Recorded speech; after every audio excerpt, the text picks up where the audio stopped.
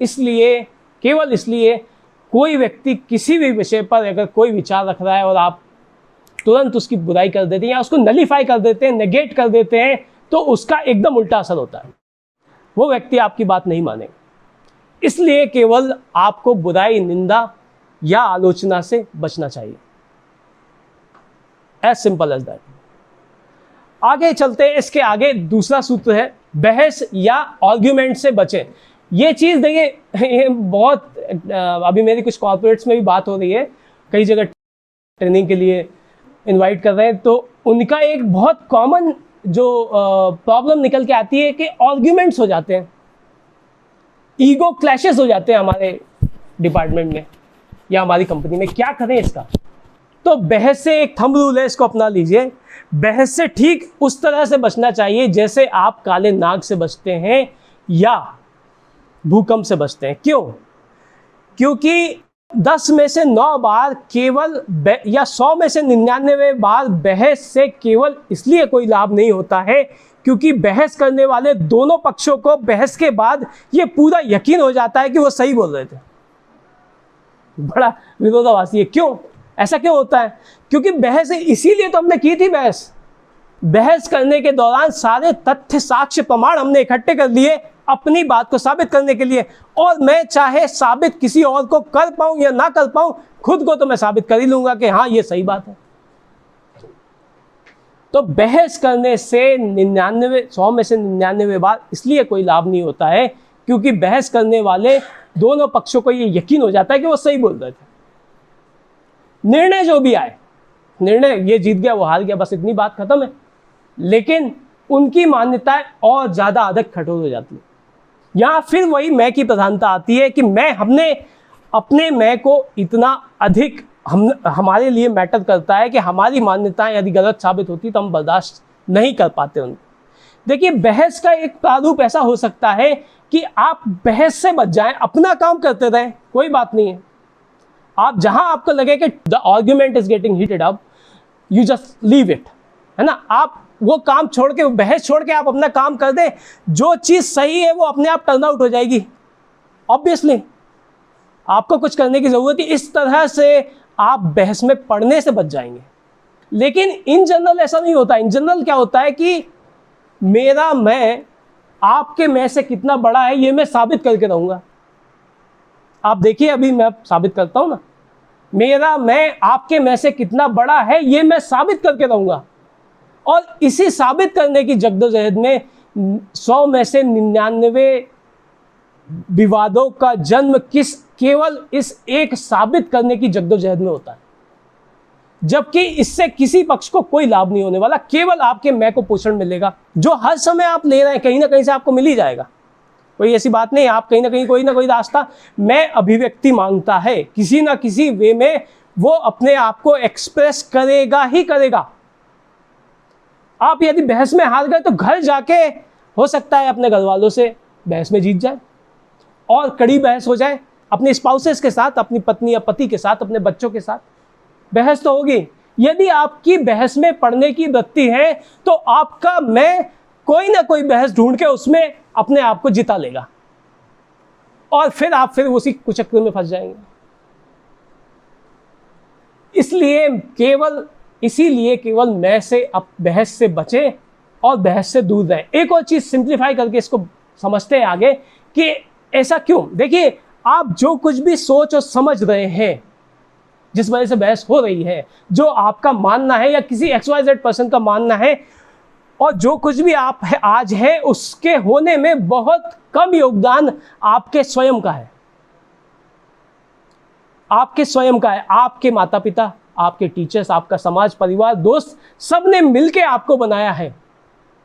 मुद्दे की बात यह है कि यदि आप आज सांप नहीं है तो कारण केवल इतना है कि आपके माता पिता सांप नहीं है और कोई बड़ी वजह नहीं है इसकी।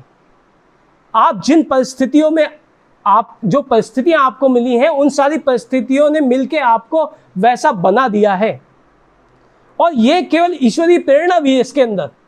भाई, आप जिससे बहस कर रहे हैं, देखिए, ठीक जैसे आपकी परिस्थितियों ने आपको बनाया, वैसे ही जिससे आप बहस कर रहे हैं उसकी समसामयिक परिस्थितियों ने, उसके माता पिता, परिवार, उसके शिक्षकगण, उसके दोस्त मित्रों ने उसको बनाया है। इसमें कोई आपका कोई बड़प्पन, इसमें कुछ भी नहीं है। आपका बहुत कम योगदान आपकी स्वयं का है। आप जैसे हैं वैसे किसी एक कारण की वजह से हैं।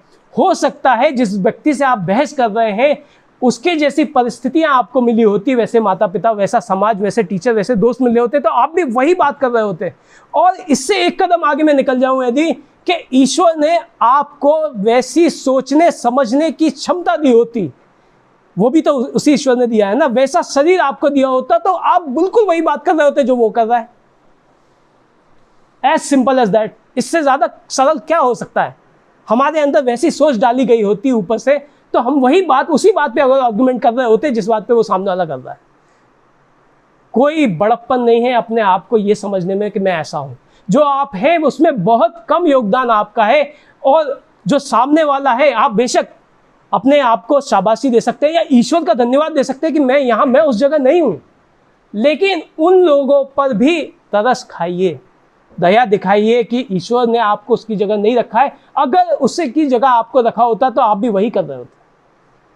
इसलिए बहस में पड़ने की बजाय अपना काम करिए। अपने आप को सही साबित करने के लिए बहस को छोड़ दीजिए, बाकी जो कुछ करना है तो कर लीजिए, बगैर दूसरे को हर्ट किए अपना काम कीजिए। ऑफकोर्स वो चीज़ें अल्टीमेट वो रूप प्रारूप ले जाएंगी, वो रिजल्ट्स आपको अपने आप बता देंगे कि आप सही थे या गलत थे, और फिर कितना सही आप हैं, कितने सही आप हो सकते हैं। एक आकार से बड़ी चीज़ें आप नहीं देख पाते हैं, एक आकार से छोटी चीज़ें आप नहीं देख पाते। बहुत ध्यान से सुनिएगा जो कहने जा रहा हूं मैं। एक फ्रीक्वेंसी से ऊपर की ध्वनि हमें सुनाई नहीं देती है, उससे नीचे की ध्वनि हमें नहीं सुनाई देती है। प्रकाश आवृत्ति के एक निश्चित दायरे में हमें प्रकाश दिखाई देता है, उससे ऊपर का प्रकाश हम नहीं देख पाते हैं, उससे नीचे का प्रकाश हम नहीं देख पाते हैं। मानव होने के नाते मेरी खुद की सीमाएं बहुत निश्चित है, और इन सीमाओं के साथ मैं ये ब्लेम करने चला जाऊं कि मैं जो समझ रहा हूं वो सबसे सच्चा है, सबसे सही है, इससे बड़ा शायद मूर्खता कुछ और नहीं हो सकती है जैसा मैं समझ पाता हूं। अभी कल ही मैं किसी से कह रहा था, यार मुझे लगता है कि ये लाइफ काउंसलर इधर पोस्टर में लिखा हुआ है इन्होंने, कभी कभी इस पर मुझे थोड़ा डर लग जाता है, क्योंकि मैं तो कई बार गलत होता हूँ।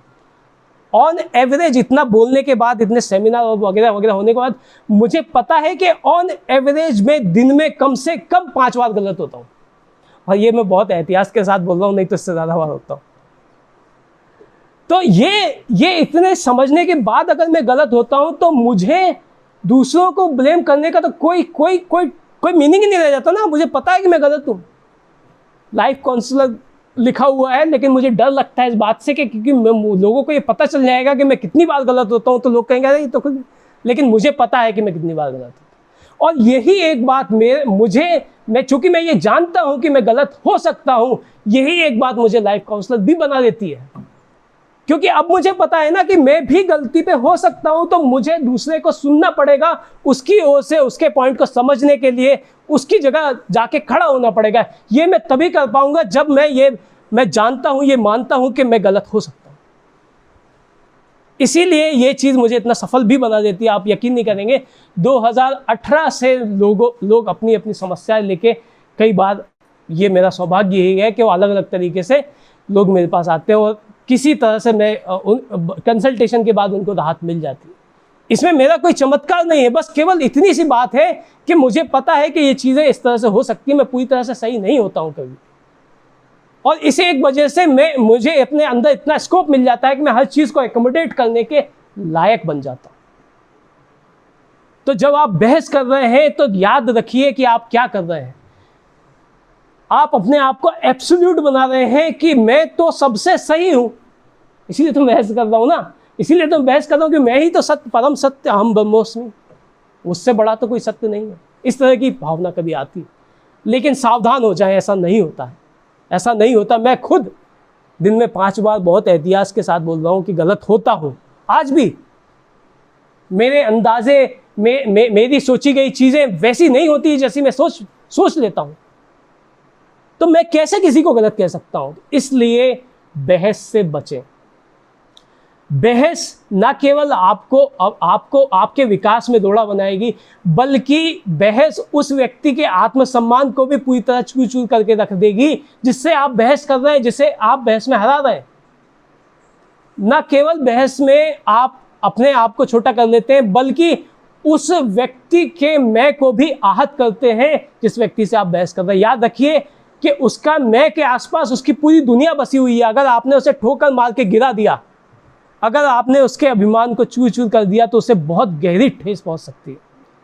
बहस में अगर आप हारते हैं तो आपकी हार होती है, लेकिन यदि आप जीत भी जाते हैं तो भी आप हार जाते हैं, क्योंकि उस व्यक्ति का सद्भाव आप हासिल नहीं कर पाएंगे जिससे आप बहस कर रहे थे। आपने उसकी बेइज्जती कर दी, आपने उसके अहंकार को बहुत गहरी चोट पहुंचाई। इसलिए बहस से यथासंभव जहां तक हो सके आप बचने का प्रयास करें। ये दूसरा सूत्र। तीसरा सूत्र, चौथे सूत्र पे हम आते हैं कि छोटी छोटी चीज़ों पर लोगों की प्रशंसा या उनकी तारीफ के क्या मायने हो सकते हैं।